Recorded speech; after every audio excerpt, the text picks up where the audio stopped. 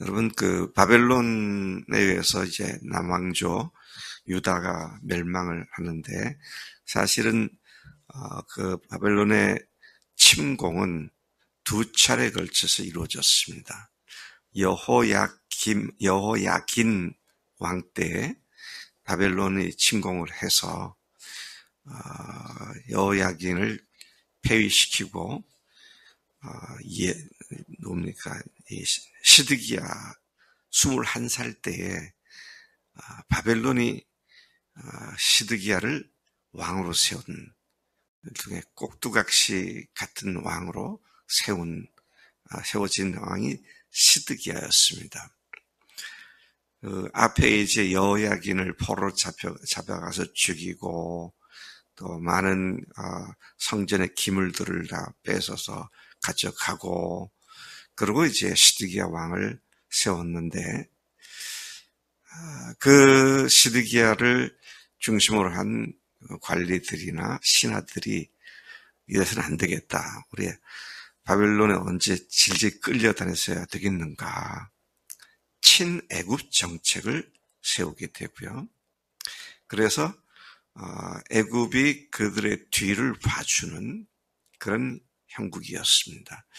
그래서 처음에는 애굽이 바벨론 군대를 이기는 듯 했지만 결국은 애굽이 패퇴해서 돌아가게 되니까 애굽에 빌붙었었던 유다 그리고 그의 왕 시드기야에 대해서 이제 징벌을 하기 위해서 2차 침공을 하게 됩니다.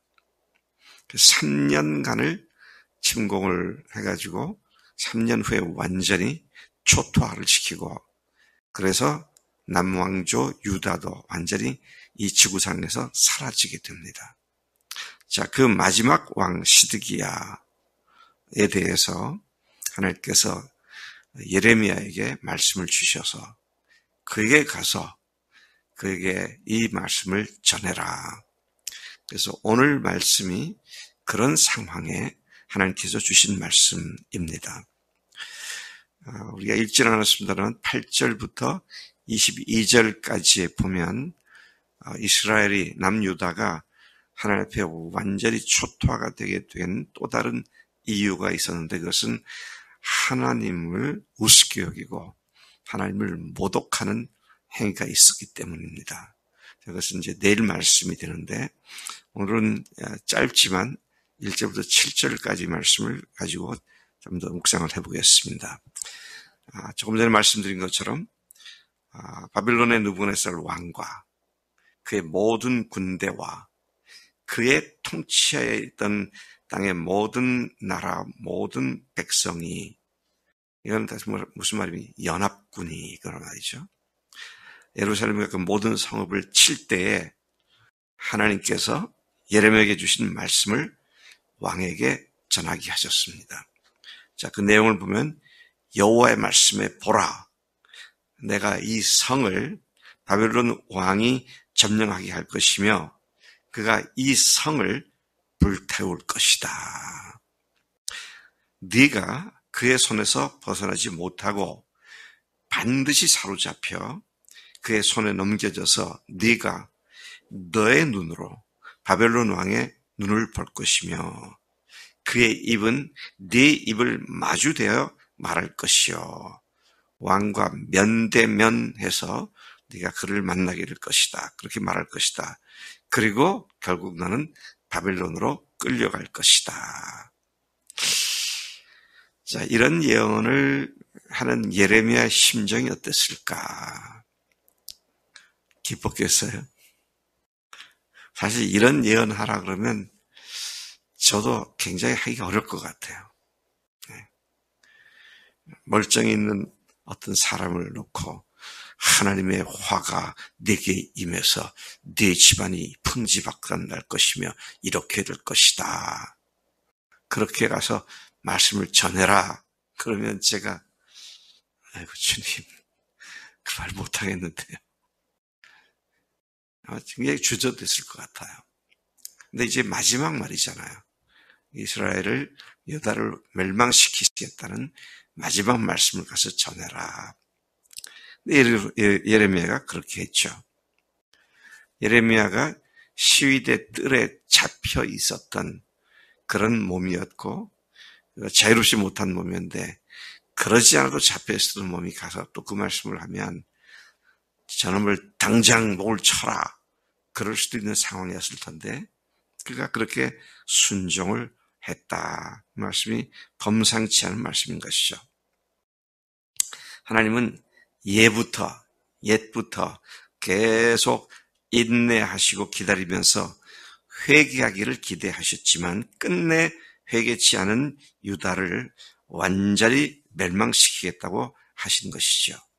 그 징계로 말미암아 시드기야 왕이 결코 정복자 느부갓네살 왕의 손에서 벗어날 수 없고 반드시 포로로 잡혀가겠다고 예고를 하신 말씀인 것입니다. 근데 참 놀라운 것은 그 엄중한 징계 가운데서도 하나님은 시드기야 왕에 대하여 지나치고도 너무 심한 그런 혹독하지 않게 아주 혹독하지 않게 그 과정을 이어나가도록 긍휼을 베풀어 주신다는 말씀을 합니다. 이 정도 되면 어떻게 됩니까? 끌려가서 사지가 찢기는 능지처참을 당할 수도 있을 터인데 뭐라고 말씀하시면은 왕이여 여호와의 말씀을 들으시오. 여호와께서 왕에 대하여 말씀하시기를 그대가 칼에 죽지 않고 평안히 죽을 것이며 사람이 그대보다 먼저 있었던 그대의 조상들 곧 선왕들에게 분향했던 것 같이 그대에게도 분향을 하게 되며 그러니까 비교적 험한 꼴을 보지 않겠다 이런 말이죠. 그대를 위하여 애통하기를 슬프다 주여 라고 할 것인데 이는 하나님께서 말씀하신 그대로 될 것이요 이것이 여호와의 말씀이요 라고 말씀하셨소. 그렇게 말씀을 전하게 되었습니다. 이 말씀을 할 때는 예레미야가 조금은 덜 부담스럽지 않았을까. 좋은 얘기를 하니까요. 멸망하는 가운데서도 아주 극악한 상황을 얘기하지 않고 그래도 왕의 묘실에 장사되든지 하여튼 그 백성들이 신하들이 또 그렇게 애곡을 할 수 있는 그런 죽음을 장할 것이다. 그런 얘기가 된 것이죠. 그래서 예레미야는 두 마음이 있었겠구나. 하나는 무거운 마음으로 당신은 이제 잡혀서 멸망당합니다.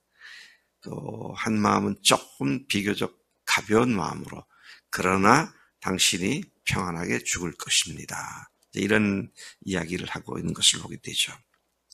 비록 나라가 망한다는 비극을 전하는 마음이 무겁고 어려웠겠지만 그 와중에도 시드기야가 죽임을 당하지 않는다는 말씀을 전하는 예레미야의 마음이 약간은 가벼워졌을 것이라고 생각합니다. 그리고 하나님의 예언대로 마침내 그때 바벨론 왕의 군대가 예루살렘과 유다에 남은 성읍들을 공격하고 있었는데 그때까지 남았던 아주 강력한 요새화된 성읍들 라기스와 아세가 둘밖에 없었는데 그것들이 무너지게 되고 완전히 망하게 되었다. 그런 말씀으로 이 본문이 끝이 나게 됩니다. 다시 우리가 생각하게 되는 것은 가나안 땅에 모세를 길을 위해서 여호수아가 가나안 땅에 들어갔던 것이 아마 주전 한 1400여 년 정도였을 텐데 그때로부터 주전 580여 년까지니까 무려 800년 이상 800~900년 동안 엊그제 말씀하면 하나님께 그들이 한 거는 하나님을 계속 화가 나게 만드시는 일뿐이었고 하나님을 모독하는 일뿐이었는데 그토록 참고 참으셨던 하나님께서 회개하고 회개하라고 선지자들을 통해서 경고하셨던 하나님이었는데 결국은 그 말씀에 귀를 기울이지 않은 그들 그리고 마지막 왕 시드기야가 친애굽 노선을 택했다가 완전하게 이제 나라가 멸망당하는 그런 상황을 맞게 했던 것을 보게 되죠. 우리는 하나님께서는 죄를 반드시 책임을 물으신다. 그러나 어떻다? 회개하면 우리를 다시 회복시키시는 하나님이시다. 회복시키시니까 괜찮아. 죄 지을 때 즐거움이 있고 죄 짓는 것이 달콤하니까 우선 지어놓고 그 다음에 회개하면 되지 뭐. 이런 경망스러운 태도를 가져서는 안 되겠다. 하나님 아버지 감사합니다. 오늘 예레미야 말씀을 통해서 시드기야 왕이 하나님 앞에서 그 마지막 왕이 되었고 유다 국가의 깃발이 내려지는 그런 비운을 겪었던 왕인 것을 봅니다. 하나님, 지금 오늘 우리도 주님 앞에서 우리 자신을 항상 살피며 결코 하나님 앞에 교만하지 않고 겸손하게 우리 교회 이름대로 하나님의 기쁨이 되는 우리가 될 수 있도록 성령의 능력을 따라 우리를 온전히 세우시기를 원하고 기도합니다. 하나님, 우리를 하여금 우리의 마음과 생각과 행동을 정결케 해주시고 하나님을 기쁘시게 하는 하나님의 영광거리가 되고 하나님의 자랑거리가 되는 우리가 되도록 인도해 주시는 줄로 믿습니다. 주님 말씀하신 대로 순종하겠습니다. 감사하고 예수님의 이름으로 기도를 쌓옵나이다. 아멘. 아멘.